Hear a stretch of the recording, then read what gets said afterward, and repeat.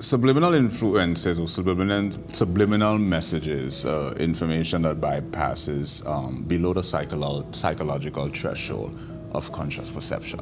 So you have a peculiar perspective.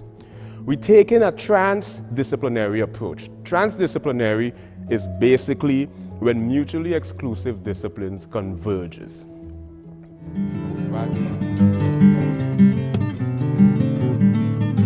Physics encapsulate a number of different phenomena. It really studies how things work on a fundamental level, on a molecular level. What is the underlying mechanism that governs a phenomenon? You know. I don't know what you're talking about, man. Raw, organic way.